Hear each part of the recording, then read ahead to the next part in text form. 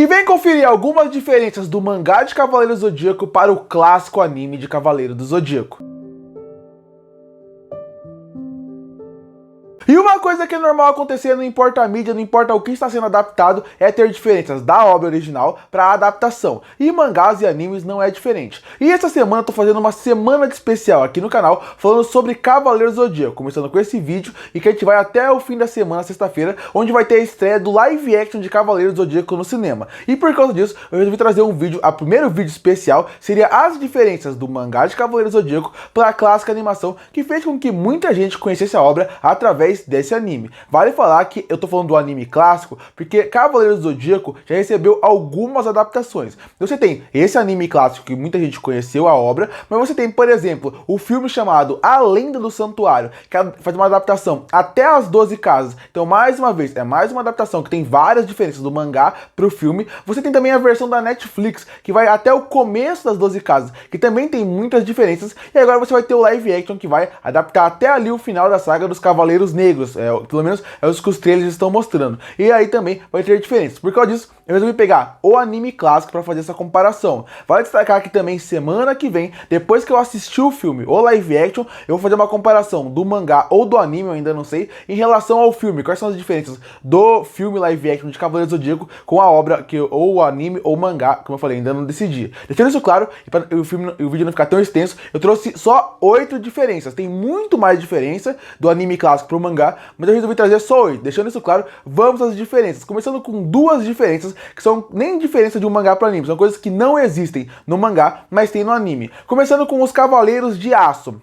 Existe uma saga pequena ali, praticamente uma saga de fillers ali, no anime de Cavaleiros do Zodíaco, onde ele apresenta uma outra categoria de cavaleiros, que são os Cavaleiros de Aço. Esses cavaleiros até tentam ajudar o Seiya, o Ryoga, o Shiryu, o Shun, a tentar resolver um problema que eles têm ali, bem curtinho. É uma saga praticamente filler, mas eles aparecem, eles até têm uma certa importância, até aparecendo como se eles fossem melhores que os Cavaleiros de Prata.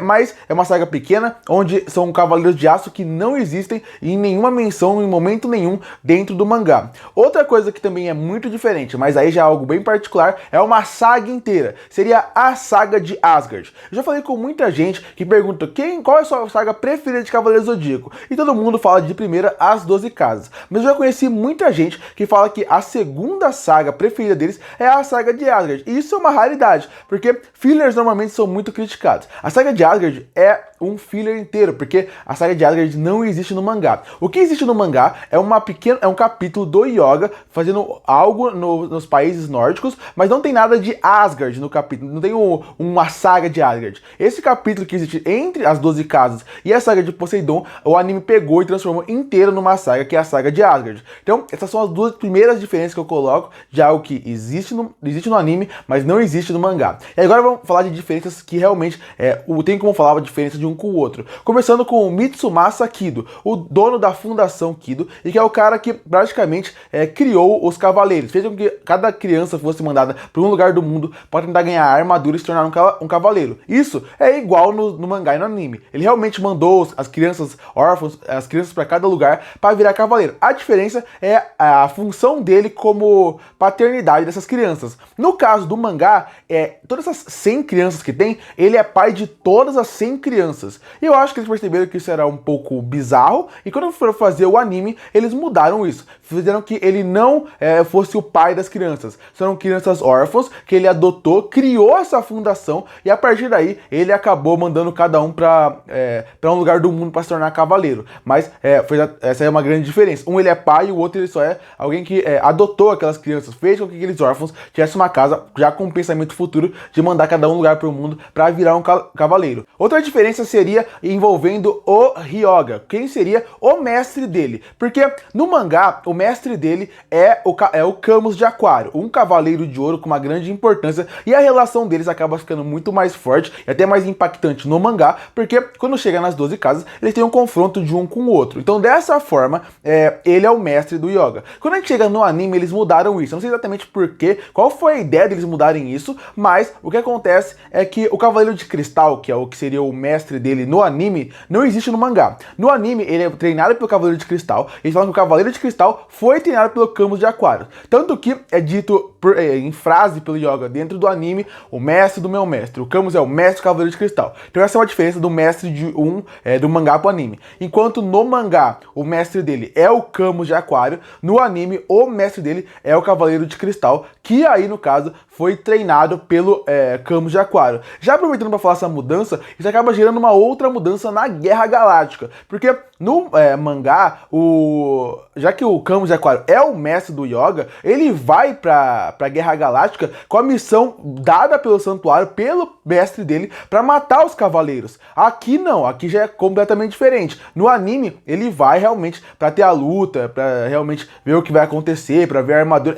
É diferente, isso também é uma diferença que vale ter, mas que também vale a pena falar que tem essa diferença, porque a diferença do mestre acaba mudando também o que ele vai obedecer ou não. Mas essas duas diferenças grandes do Yoga aí, do mangá pro anime. Uma outra diferença grande, já entrando nas 12 casas, seria envolvendo o personagem do Cassius. Cassius que aparece lá no primeiro episódio, nos primeiros 2, 3 episódios, quando ele vai lutar contra o Seiya pra tentar ganhar a armadura de Pegasus, e ele acaba perdendo. E vale sempre lembrar que o Cassius, ele retorna nas 12 casas, tentando enfrentar o Cavaleiro de Leão, que inclusive era quem tava julgando a batalha do Seiya contra o Cassius lá nos primeiros episódios. Ali ele tá controlado e o Cassius vai fazer uma batalha contra ele pra tentar libertar o Cavaleiro de Leão, e também porque tem uma premissa onde o Cassius é apaixonado pela China, ele tenta proteger a China, e também tem o Seiya nessa batalha. E a diferença principal seria na morte do Cassius, porque enquanto no anime ele realmente acaba sendo morto pelo Aiola de Leão, no mangá é diferente. Ele quer libertar o Aiolas do Satã Imperial. Então o que ele faz? Ele acaba se suicidando na frente dele pra ele ver a morte e através disso acaba se libertando. Então é uma diferença bem grande. O Aiolas tem a culpa de ter matado o Cassius e no outro ele acaba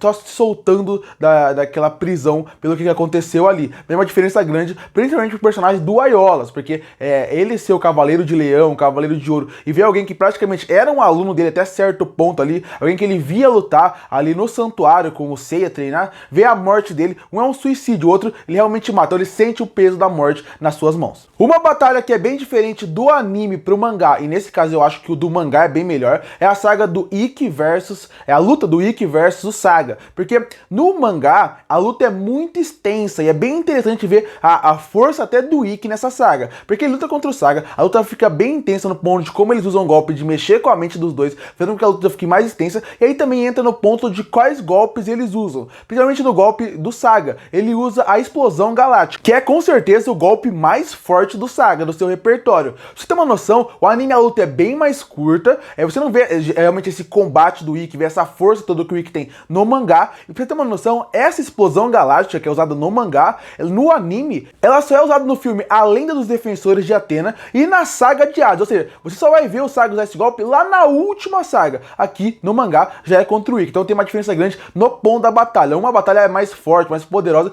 e até melhor pro Ikki, ele realmente passa, porque o mangá inteiro e o anime, o Ikki é sempre tratado como se fosse um dos cavaleiros mais fortes pela sua resistência e pelos seus poderes. Na mangá você entende na luta contra o Saga todo esse poder que ele tem. No anime você até entende que ele é forte, mas não nesse nível, de aguentar o golpe mais forte do Saga, de como a luta dele é bem, a parte da batalha mental que os dois têm. Então é interessante o mangá, o anime não é ruim nesse ponto, mas eu tô falando que há diferenças entre a batalha dos dois bem grande. E a última curiosidade seria envolvendo ainda o próprio Saga. Enquanto no final das 12 casas, no mangá, o Saga acaba cometendo suicídio, no anime é diferente. A armadura dele acaba virando contra ele, é algo bem diferente.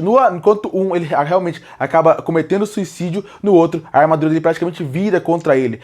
Tem diferenças grandes, mas essas são algumas diferenças que eu queria trazer do mangá pro anime de Cavaleiros do Zodíaco. E se você gostou, curte ou comenta, porque eu pretendo trazer uma parte 2, parte 3, falando de diferenças do mangá pro anime de Cavaleiros do Zodíaco. E se gostar, eu posso fazer de outros mangás e outros animes que tiveram adaptações, que tiveram muita diferença. Animes clássicos que o mangá é bem diferente do anime, porque tem bastante mudanças. Curte pra fortalecer o canal, se inscreve pra não perder os próximos vídeos. E aí, o que você achou da diferença do mangá pro anime? Você prefere o mangá ou o anime? Qual adaptação de Cavaleiros do Zodíaco é sua preferida? Você gosta mais do Lost Canvas? Você gosta mais desse anime clássico? Você gosta de outras versões? Comenta aqui embaixo. E eu volto no próximo vídeo.